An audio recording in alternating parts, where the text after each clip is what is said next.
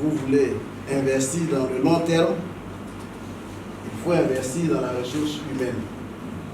Et je pense qu'aujourd'hui, notre vision pour l'OCPV, c'est vraiment d'avoir des cadres et des agents assez compétents pour pouvoir relever les différents défis qui se posent dans notre secteur d'activité, le secteur de la commercialisation des produits vivriers. Depuis 2020, nous avons commencé cette série de formations.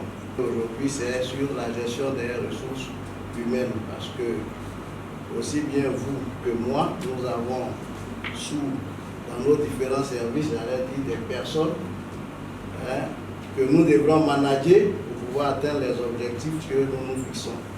Et pour pouvoir y parvenir, il faudrait que nous ayons des notions dans ce domaine. C'est vraiment le sens de cette formation. Comment savoir et avoir les outils qui vous permettront de manager le personnel dont vous avez la responsabilité pour pouvoir atteindre les objectifs que nous nous sommes fixés. C'est de ça qu'il s'agit. C'est pourquoi je voudrais vous inviter à participer vraiment activement à cette formation.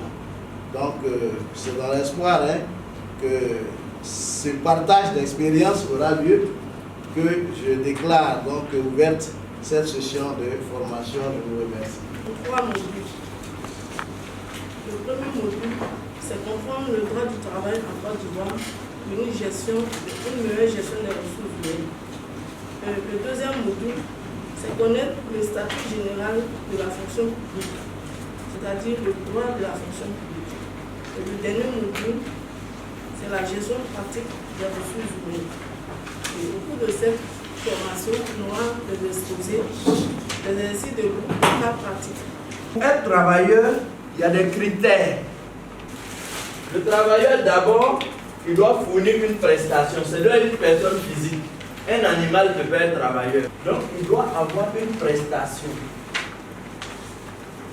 C'est-à-dire le travail qu'il fournit. Après cela, il doit avoir une rémunération, c'est-à-dire un salaire. Et dans la troisième phase, il doit avoir un lien de subordination.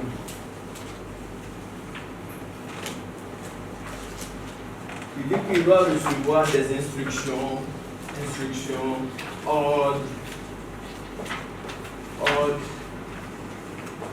et consignes de la part de l'employeur. Donc, celui qui peut avoir la qualité de travailleur de l'OCPV, je parle de ceux qui sont régis par le contrat de droit privé, sinon les fonctionnaires, quand on va arriver sur le statut général de la fonction publique aussi, on parlera d'eux. Parce qu'on a un mode de recrutement, soit tu avoir le concours, ou bien il y a des voies de recrutement dérogatoires. Donc ici, celui qui veut dire qu'il est travailleur d'OCPV, il faut qu'il fournisse une prestation. C'est-à-dire, il est recruté, on dit peut-être qu'il est comptable, ou bien il est manœuvre par exemple, il est chargé de tondre les gazons, c'est sa prestation qu'il fait. Il est chargé de nettoyer l'entreprise, c'est sa prestation. À la fin du mois, on lui donne un salaire. Ce salaire-là, c'est la rémunération. Il reçoit des instructions et des ordres de son responsable à OCPV. Ça peut ne pas être forcément le DG, mais ça peut être peut-être un chef de service, peut-être qui est chargé des moyens généraux qui se charge de lui. Chaque matin, il doit être là à 8h ou bien à 7h30. Son rôle, c'est de tondre les gazons, arroser les gazons, nettoyer le bâtiment et autres. Il fait cette prestation. Donc, ces instructions qu'on lui donne, c'est ce qui le subordonne à la structure, à l'employeur. Mais son employeur, c'est OCPV. Ce n'est pas son chef de service qui est son employeur. Parce que l'employé peut être une personne morale. OCPV, c'est une personne morale de droit public. C'est une personne morale de droit public. Je pense que c'est un établissement public national. C'est une personne morale de droit public. Comme il peut avoir aussi un employeur, personne physique. C'est-à-dire le DG peut décider de prendre un chauffeur à titre privé. Il travaille avec lui et l'autre, il le conduit. Il y a un contrat de droit privé, il n'est pas fonctionnaire ce chauffeur. Il peut être même un sous-traitant. On lui dit, bon, viens, toi, il y a un contrat de sous-traitance entre la structure et puis toi. Supposons même que l'affaire des gazons, ce n'est pas des personnes en interne. On prend une structure, l'OCPV signe un contrat avec la structure pour pouvoir tourner les gazons, nettoyer la structure. Donc ici, il n'y a pas de lien de subordination, mais il y a un cahier des charges qui régit les deux structures. Le cahier des charges qui régit les deux structures. D'ailleurs, on dit voilà. En retour, nous payons ta prestation. Ce n'est pas un salaire qu'on donne. Vous voyez un peu. Ce n'est pas un salaire qu'on lui paye, mais on paye sa prestation. Comme on peut aussi prendre un consultant, on dit à telle situation, viens faire. Lui après ça, c'est des honoraires, on lui paye, il n'est pas travailleur. On dit il y a une situation, viens, tu fais. Dès que tu finis, ou bien peut-être dans 15 jours, ou bien 30 jours, on te paye. C'est un contrat de consultance. Mais celui qui est régi par le contrat de travail doit réunir les trois conditions. Si les trois conditions ne sont pas réunies, il n'est pas travailleur. Donc, certains même vont jusqu'à dire ce qui diffère peut-être le prestataire ou bien le sous-traitant de peut-être le travailleur. Souvent, lui, il n'a pas de lien de subordination. Donc, voilà un peu ce qu'on pourrait dire du travailleur conformément à l'article 1er du Code du travail. Et cela dit, le Code du travail aussi interdit certaines pratiques, notamment le travail forcé et certaines choses qui sont prohibées. Et désormais aussi, il ne doit pas avoir de discrimination à l'embauche. Pour dire telle personne a atteint de telle maladie, on ne doit pas l'employer, on dit non. Il faut éviter ce type de discrimination. Tant que peut-être sa maladie ne va pas impacter dans le travail, il n'y a pas de problème. C'est cela qu'on fait les visites médicales d'embauche. Le harcèlement moral et sexuel, c'est désormais interdit par le Code du travail et il y a une définition. Il est interdit à l'employeur de sanctionner ou licencier un salarié ou un stagiaire sur une personne en fonction de l'entreprise qui a refusé de subir des agissements de harcèlement moral ou sexuel. Le harcèlement moral, c'est souvent des menaces, des humiliations. On dit bon, toi là, si tu n'acceptes pas cela, bon, ou bien il arrive, on l'insulte toujours, on lui parle mal, tout ce qu'il fait n'est pas bien vu, et moralement, vraiment, il est un peu perturbé. Il fait en sorte que la personne ne soit pas blessée moralement. Il y a des choses qu'on peut lui dire, parce que même votre enfant, quand il atteint un certain âge, quand vous voulez lui parler d'une manière, si c'est en public ou bien dans certaines circonstances, si vous ne faites pas attention, il risque de mal réagir et vous serez un peu déçu. Donc c'est cela que pour ces genre de situations, il faut trouver le bon endroit et le bon moment pour parler. Maintenant, le harcèlement sexuel, comme on le définit, bon, on ne va pas rentrer dans la définition, mais comme vous avez le document, c'est le fait de subordonner certaines choses aux relations entre hommes et femmes. Donc, pour dire un peu que, pour dire, bon, pour qu'on puisse t'embaucher ou bien faire tant, il faut que j'ai des relations avec vous. On dit c'est interdit. Tu ne vas pas avoir de promotion tant que tu n'acceptes pas telle chose. Non, on dit c'est interdit. C'est dit, mais lié au sexe. Tout ce qui n'est pas lié au sexe, si c'est un harcèlement, c'est moral. C'est tout ce qui est lié au sexe. Cela ne veut pas aussi dire que peut-être il y a des gens, même il y a des collègues qui se sont mariés. Je me souviens qu'à l'époque, quand on faisait la formation avec le tribunal de Yopougon, avec les directeurs des ressources humaines, ils ont demandé, mais comment on peut, que si tu veux marier une femme, il faut que tu lui parles d'abord pour que tu peux parler jusqu'à un certain moment. Si elle dit non, c'est bon, je ne veux pas. Les gens disent non, il faut insister, c'est vrai, il y a l'insistance, mais souvent il faut aussi faire attention. Si ça l'agace trop, vaut mieux ne pas aventurer. Chaque fois, comme elle refuse, donc devant cette elle, tu vas humilier publiquement. Tout ce qu'elle fait n'est pas bon. Non, ce n'est pas comme ça. Donc ça, c'est interdit par le Code du travail. Par exemple, à mon niveau, je recrute quelqu'un pour exécuter une tâche de nettoyage du bureau.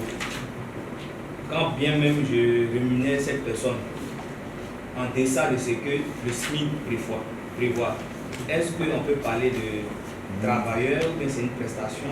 Comment on définit ça? Parce que cette personne a déjà rempli ces trois conditions. Mais il y a même le contrat de travail journalier, où la personne est payée à la journée, à la semaine ou à la quinzaine. Vous voyez un peu. Donc ce n'est pas tout qui est mensuel forcément. Il y a même le contrat de travail journalier.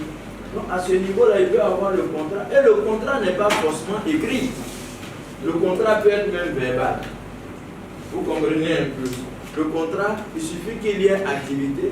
Imaginez, si vous n'avez pas payé, il va aller à l'inspection du travail.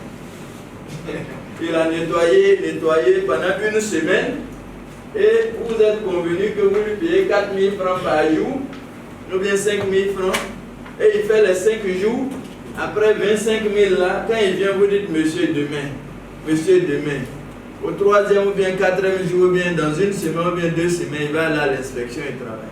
Il va dire, bon, il y a un responsable de l'OCPV là qui m'a employé, il m'a dit de venir nettoyer dans la cour, j'ai fini le nettoyage et il ne m'a pas payé.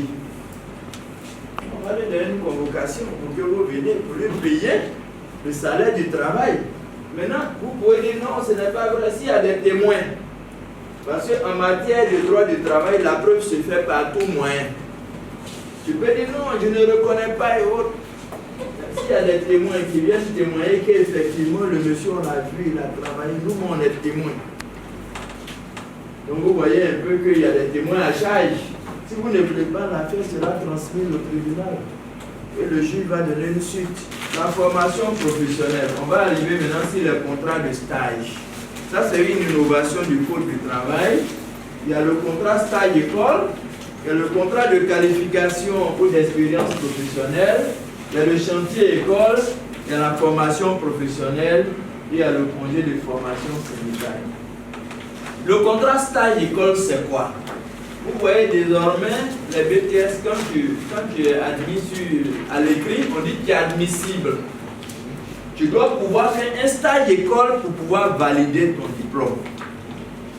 Tu dois pouvoir faire un stage d'école pour valider ton diplôme. Et le stage d'école est toujours passé par écrit. Il faut faire par écrit. Et c'est une obligation aujourd'hui pour les entreprises de recevoir des stagiaires. Parce qu'on se dit que ça fait partie de la promotion de l'emploi, de la politique de l'emploi prônée par l'État, par le gouvernement. Il faut leur donner une chance d'intégrer l'entreprise pour apprendre.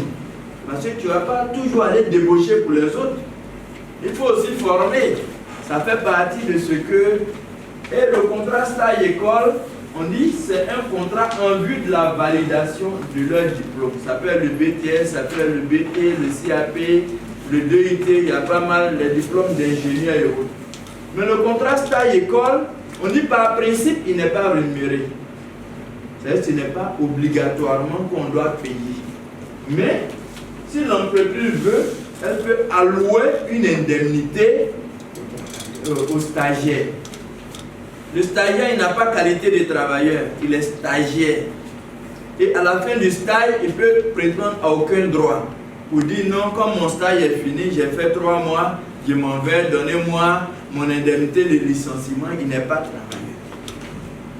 Ce doit passer par écrit parce que c'est important. Parce que le défaut d'écrit peut transformer le contrat de stage-école en un contrat à durée indéterminée. Voilà pourquoi il est toujours bon, avant même que le stagiaire n'arrive, de préparer déjà le contrat de stage avant qu'il ne commence. On dit le contrat stage-école prend fin sans indemnité ni préavis. Donc le contrat stage-école aussi, il ne peut pas excéder 3 mois.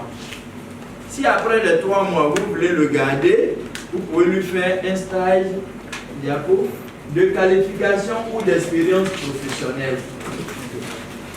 Le stage de qualification ou d'expérience professionnelle peut aller jusqu'à 12 mois. Là, le stagiaire a eu son diplôme.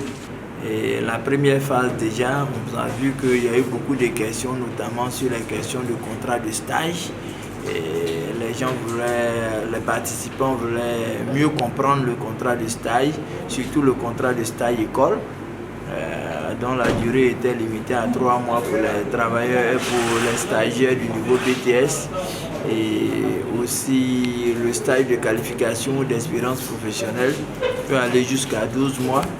Et le chantier école, qui est aussi important, qui est une innovation, permettre aux élèves des écoles des bâtiments et travaux publics d'avoir des cours théoriques et des cours pratiques. Donc je pense que c'est sur ces premiers aspects. Nous avons essayé de parler aussi de harcèlement en milieu du travail.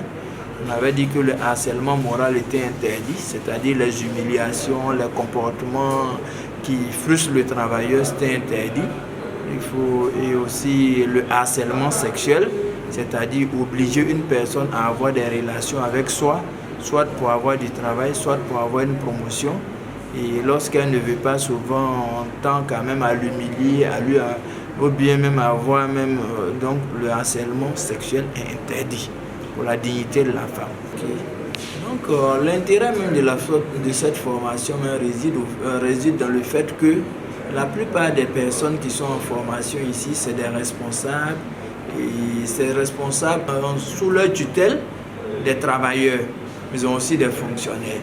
Donc pour pouvoir mieux les gérer, il faut connaître les textes qui régissent la gestion des hommes, c'est-à-dire le code du travail et le statut général de la fonction publique. De sorte que lorsqu'il y a une situation, si la personne est travailleur, on applique le code du travail.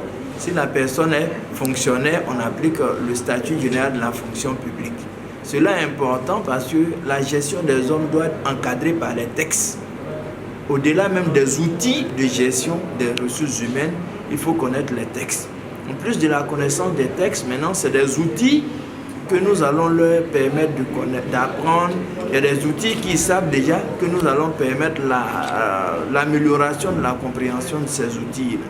C'est très important, surtout en matière de calcul de certains taux, comme le taux de turnover, le taux d'absentéisme, comme on le dit. Il y a beaucoup dans le pilotage social, nous verrons ces genres de choses.